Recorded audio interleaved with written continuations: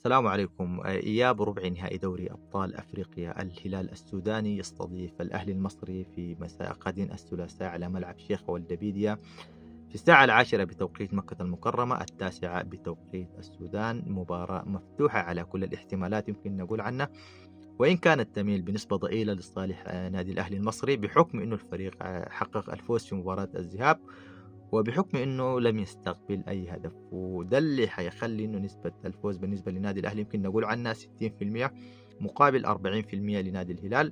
عدم تسجيل الهلال لهدف في مباراة الذهاب هو يمكن حيكون يصعب من مهمة الهلال، لأنه تسجيل هدف على الأقل كان حيسهّل نسبة التأهُّل بالنسبة حيسهّل مهمة التأهُّل بالنسبة للهلال.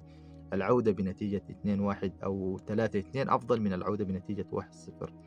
لأن نتيجة ال1-0 بتتطلب من الفريق إنه يسجل هدفين في مباراة الغد، وأن لا يستقبل أي هدف، ودي حتكون مهمة صعبة جدا إنك تدافع وتهاجم في نفس الوقت.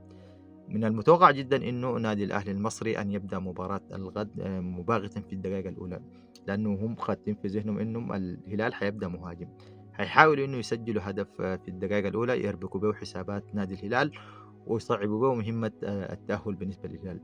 لذلك لابد وضروريا جدا انه لعيبه الهلال ان يركزوا في الدقائق الاولى، عدم استقبال هدف، عدم التسرع لتسجيل الاهداف، لان ذلك يعني كشف المناطق الخلفيه بالنسبه لنادي الهلال، وبالتالي سيستطيع الاهلي تسجيل الهدف الاول اللي حيصعب المهمه تماما، لانه سيصبح الفريق مطالب بتسجيل 3 اهداف، وده حيكون قاسي جدا على اللاعبين.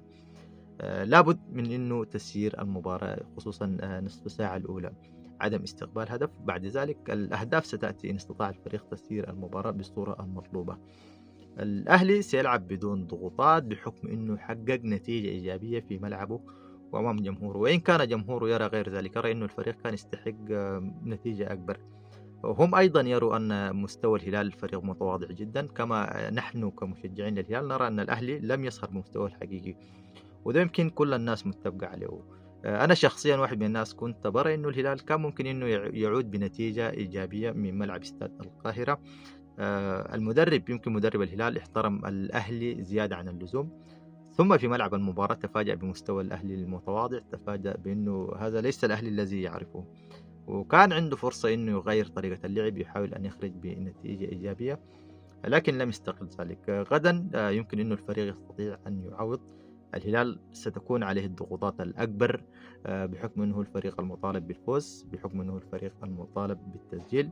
مباراة ستكون فاصلة بالنسبة لنادي الهلال، التأهل على حساب النادي الأهلي للدور نصف النهائي خطوة كبيرة جدا. ستكون أزحت بطل أفريقيا الأكثر تتويجا. ستكون زحت بطل أفريقيا المتوج في آخر سنتين أو 3 سنوات يمكن نقول.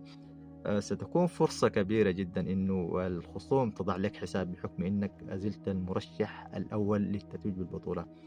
لذلك إنه على لعيبة الهلال أن يضعوا كل ذلك في عقولهم، إنه إخراج النادي الأهلي هو خطوة إضافية للفريق للوصول للأدوار المتقدمة، ولما لا الوصول للنهائي.